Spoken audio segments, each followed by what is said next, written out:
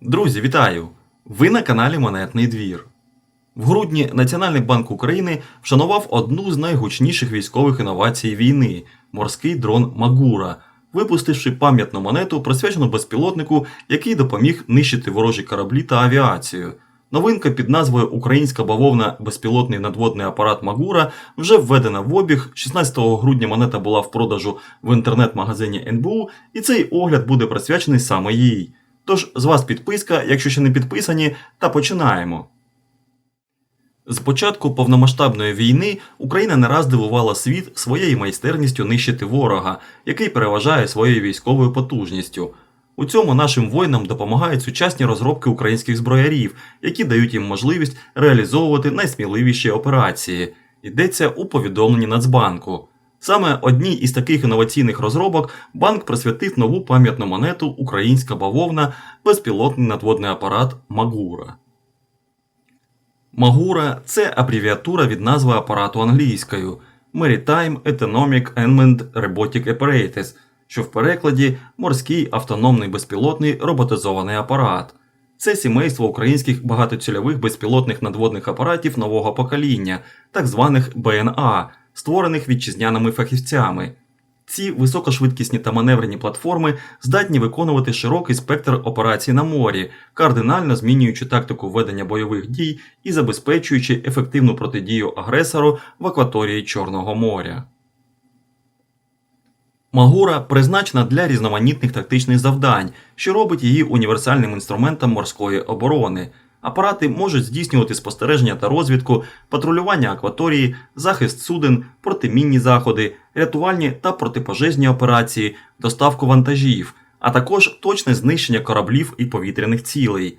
Оснащені кулеметними модулями, протиповітряними ракетами ближньої дії чи іншими боєприпасами. Ці БНА долають значні відстані з високою точністю, адаптуючись до оперативних потреб і діючи в умовах інтенсивних перешкод. Бойова ефективність Магура перевірена в реальних операціях Головного управління розвідки Міністерства оборони України – ГУР.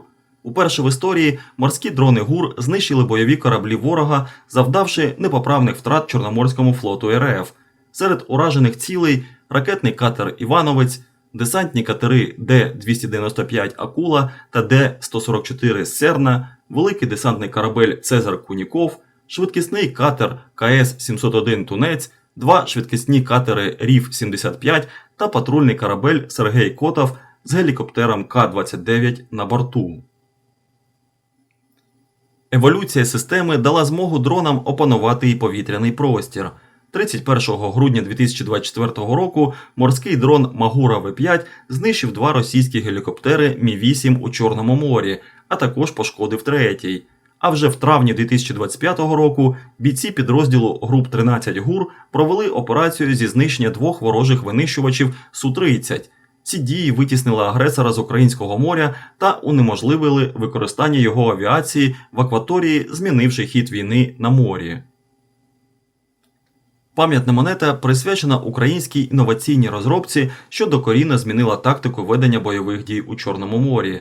Завдяки операціям Головного управління розвідки Міністерства оборони України ці апарати знищили низку кораблів Чорноморського флоту РФ, а також уперше в історії уразили повітряні цілі – гелікоптери Мі-8 та винищувачі Су-30.